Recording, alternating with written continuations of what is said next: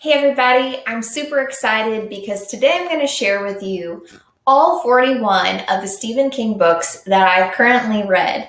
Now, he's written a total of 78 books, so I've officially read over 50% of the Stephen King books that are currently published. So, in order to celebrate, I wanted to go through with you my ranking of all the books that I've read so far, starting with number 41 and then slowly making our way up to my favorite Stephen King book of all times.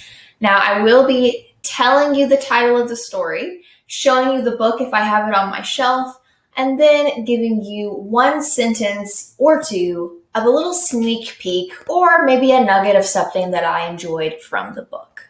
So without further ado, let's get on with the list. My first book, number 41, the end of the list, is The Colorado Kid, which is a hard case crime. And I don't like it because it's a mystery without any solving going on. And coming at number 40 is Cujo. A deranged dog named Cujo kills people. Not very exciting, in my opinion. And coming at number 39 is Under the Dome, which is another did not finish. And in fact, I gave away my copy to someone else so that they could enjoy the book. It's about a bunch of people who are stuck under a dome. Enough said. And coming at number 38, which will probably shock a lot of people, is Wizard and Glass, which is number 4 in the Dark Tower series. I haven't finished it because it's a backstory that never ends. I will definitely come back and finish this book and the Dark Tower series, I believe, one day. Coming at number 37 is Christine. Christine is not too bad of a book. It's about a jealous, beautiful car that kills people. And what's really cool about it is that a lot of the chapters have song lyrics or quotes from songs that are from this time period and older at the beginning of each chapter. So that was really cool to see how he brings this mood about. And all the songs are car related, of course. So that was a really unique part of that book. Coming at number 36, Sleeping Beauties. It has an anti-men theme that comes in pretty strong. If you're a feminist, you'd probably love this one. Not my style. With a cocoon disease that seems to only affect the women in the world. Almost a did not finish one for me. One of his more recent books just didn't seem to click for me. And then coming at number 35, we have The Bazaar of Bad Dreams, which is a short story collection written rather recently in the 2000s by King. And it's a large collection of short stories that, honestly, I don't remember anything about. And coming at number 34 is a very recent book by Stephen King, If It Bleeds. It's another short story collection, which actually has The Outsider Part 2, which is about another strange being who kills people. Coming at number 33 is The Girl Who Loved Tom Gordon. It's the story about a girl who gets lost in the woods and hallucinates a lot. Not exactly my cup of tea. Coming at number 32 is the first book in the Dark Tower series called The Gunslinger. It's a story about the last gunslinger, and he's on a quest to find and defeat the Man in Black. I do like how in all Stephen King books, it seems like there is the same bad guy, just in different forms, called the Man in Black. And so it is an interesting series, and I'm looking forward to finishing it in the future. But as of right now, not my favorite books. 31 is Elevation. Elevation is a very recent Stephen King book as well. It's about a man who has a strange illness which helps his community to start to see past each other's differences and learn to care about each other, regardless or not of how they decide to believe or live their lives. So it has a really great theme to it. It's a really short, quick read that I read in about probably an hour or two, and it's a pretty good story, but not my favorite book. The next book is Gwendy's Button Box, which comes at number 30, another very recent book. And it's about the man in black, and he returns with a dangerous magic box of buttons. Do you dare to press these buttons? Our next book is The Outsider. Now, The Outsider is about a strange being who kills people. And they're trying to kind of figure out, where did this being come from and how do we stop him? And I didn't realize until I had read this Bill Hodges trilogy, but the main character is a character, my favorite, in those series of books, Holly Gibney. Now, number 28 on my list is Misery, which is a very famous classic Stephen King book. It's about a crazy fan who kidnaps her injured favorite writer and takes him to her home. And probably a lot of you know that Wilkes is a very renowned Stephen King character because she is very violent and one of the most gruesome characters that many fans believed that she is. Number 27 is Duma-Key. Duma-Key is about an old guy who just wants to get away from it all and relax. But he just can't seem to because the queen of the underworld is stalking him. Now, you would think there's nothing scary about this beautiful beach. But Stephen King can make just about anything scary, I've come to learn. And coming at number 26 is Carrie. Classic Carrie. Carrie, she's tired of her abusive, ultra-religious mother and her evil classmates. And this is a book about the ultimate revenge from a bullied telekinesis girl. Very classic, very good story, very short read. You can't go wrong with Carrie. And number 25 is, The Wastelands. The Wastelands is from the Dark Tower series, and it is the third book in the series. It is about a strange quartet of characters continuing their journey to the Dark Tower. But the kid in the story named Jake is kidnapped, and the others must rescue him along the way. In fact, number 24 is, I hadn't turned around yet, number 24 is The Drawing of the Three, which is The Dark Tower number 2. It's about the gunslinger, a heroin addict, and a lady with identity disorder, a kid named Jake, and a sadistic sociopath all walk through a door into a different dimension. Now, number 23 is Different Seasons. Now, Different Seasons is a short story collection, and it's a rather old one. I love the picture on the back of it. It has 4 short stories in it that cycle through horror stories in each of the 4 seasons.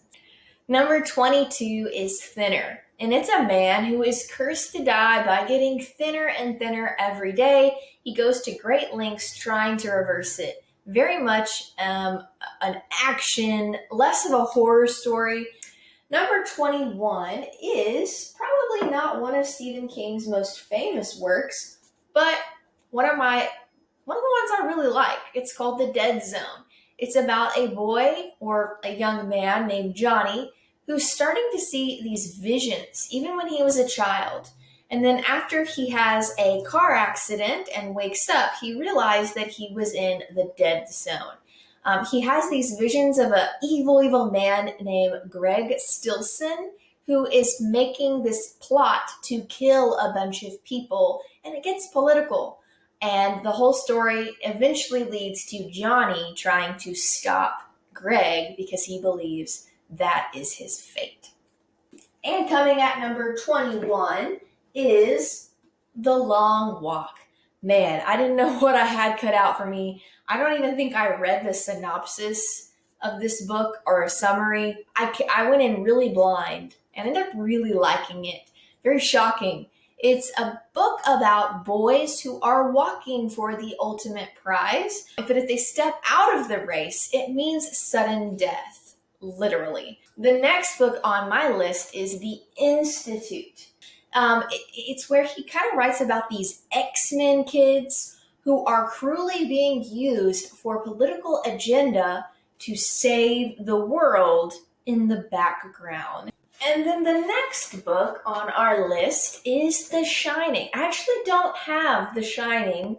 It was the first Stephen King book I ever read. And there's nothing like naked grandma zombies and old empty hotels to scare you half to death. I mean, this one's just King classic. I feel like he's most popular for it, and probably The Shining, I would say, are what more of his most popular works. But definitely The Shining scared me to death. I was pretty young when I read it. I think I was in college, and that's what really got me into the whole Stephen King stuff. The next book is Full Dark, No Stars. This is number 17. It is also a short story collection.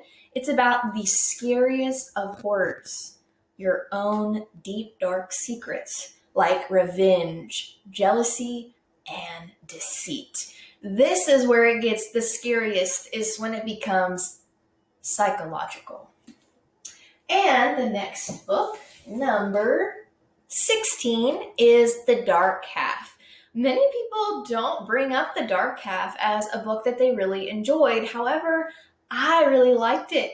Think of Dr. Jekyll and Mr. Hyde, special extended edition. A really good story. And number 15 is, I don't have a copy of it. I thought I did for some reason. But it's called Joyland. It's number 15 on my list. It's a coming-of-age story about a boy's summer job at Joyland, at an amusement park. Number 14 is Salem's Lot, another classic Stephen King book. This one is about the original vampires, and these vampires don't sparkle. Number 13 is Rose Madder. And a lot of people either haven't heard of it, or if they've read it, they don't tend to like it, I feel like. It's about a woman with an abusive husband. She tries to run away from her abusive policeman husband of 14 years. She starts to kind of like trip out. She buys this painting. She goes into it, and a bunch of weird things happen.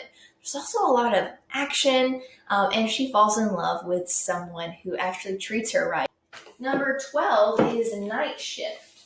Night Shift, I literally finished yesterday, and it is also a collection of short stories that I wish were full-length novels because they were that good. There's way too many for me to list off the good ones right now. The next book that is on the list is number 11, Dolores Claiborne. It's a dark, humorous horror drama. The only kind of drama that I'll read. One brutally honest confession from Dolores herself. The entire book is a monologue of her confessing to a police officer about some dark things in her past. And now we've come to the top 10 Stephen King books. Pet Sematary. It's a gruesome tale of the horrors of wishing that someone would return from the dead. And number 9 is Dr. Sleep. Now, people get a little mad when they say that this is the sequel to The Shining, but it is. It's a continuum of one of the main characters, Danny Torrance, and it's about how he has the shine. He can see and hear things beyond the realm of the living. There are these evil beings out there who want to suck the shining right out of you. Man, the bad guy in this is a female, and let me just tell you, she rocks it. A great female antagonist in this book for sure. I think I like definitely, it's very high on the list. Dr. Sleep was much better than Shining, in my opinion. Number 8 is Finders Keepers. Finders Keepers is the second book in the Bill Hodges trilogy. It's a crazy second story. He effortlessly weaves so many stories together over decades, and it takes all of that time to unravel the mystery. Such an amazing book. Plus, Bill Hodges, Holly Gibney, they're some of my favorite characters in Stephen King books. And these are all pretty recent Stephen King books, and they're really good. Number 7, right after Finders Keepers, is the first book in the trilogy, a crime mystery with some of my favorite characters. And sitting at number 6 is Desperation. Desperation is a terrifying, giant book with a giant madman who murders the entire town and begins to pick off unlucky travelers who are passing by through the town. Are you desperate enough to escape? And sitting at number 5 is Needful Things, another hunk of a book. Seems to me that some of the best ones are the thickest ones for me, which I don't know why that is, but I guess there's just so much character development and amazing events and amazing plots. This is so good because the Dark Man in it again, but he is in a different form in this book. This book is about how our own secrets gnaw away at ourselves, and eventually we start to take it out on each other. The end of this book, the buildup is crazy. So a lot of people say the buildup is boring. To me, the buildup was so suspenseful, engaging, and it really showed each individual. You got to know them, and in the end, it was just crazy. The ending was amazing. So I definitely recommend. I'm getting goosebumps just thinking about this book. Number 4, I don't have a copy of. I read it digitally. It is The Green Mile. Get your box of tissues. This is about a death row prisoner with magic powers, healing powers, and a tiny mouse, and one man with a big heart. Number 3, of course, is It. Stephen King's It, just classic. It's what he's known for. A lot of people say, oh yeah, it's creepy clowns, it's so scary. No, it is your own worst fear itself. And that's what makes it so terrifying. It's a huge book. It has a lot of little stories all put together. And the big thing is all of the characters and the character development is huge. It's also taking place over a series of literally decades. And so that's why the book is so long. It really almost should be broken into probably a series of books. That's why it looks so large. Coming at number 2, my next favorite book is The Stand. The Stand, I think, was the second or third maybe Stephen King book I ever read. And when I picked it up from the library, I didn't realize how big it was until someone handed it to me. I was like, I have The Stand on hold. And she's like, okay, here you go. It's a dystopian about the end of the world. It's like a strain of some flu got out and killed 99% of the population. And it's about the people who are remaining, having to survive. And it's this ultimate battle between good and evil. And of course, the man in black, known as Randall Flagg, a cowboy kind of like character in this book, is the bad guy. 11/22/63 is at the top of my Stephen King list favorites. It's going back in time to stopping the assassination of J.F. Kennedy. Amazing. Is there anything this man cannot write? This is not really horror, in my opinion. It is historical fiction. It is adventure. It is romance, science fiction. There's time traveling. This book has it all. I read this book several years ago now, and I really am overdue to reread it. And it is absolutely fantastic and will take your breath away. If you're looking to read Stephen King, but you're not sure about the horror, definitely start out with maybe this book. I always recommend to people, if you want to get a Stephen King, this is probably a place to start if you're okay with the size of it. Again, it's a book that the story is over several decades, time travel. It's almost describing a huge chunk of somebody's lifetime. And so that's why these books are so long, because there's so much realistic detail about characters and plot put into these books. And so if you're worried about the length, I promise you'll forget about it once you get ingrained into the story. Well, I hope you guys enjoyed my list. It definitely went longer than I was expecting, but when I pick up these books and I start to remember them, it's hard to shut my mouth. They're just very exciting. There's a way Stephen King has with words that just makes the characters jump off the page and just come to life. So I hope that this list was exciting to you. Maybe you got some ideas or some books maybe you want to read. Maybe you have some disagreements, maybe you have some agreements with me. What are some of your favorite Stephen King books? And which books that I haven't read yet should I read next? Well, until next time, everybody.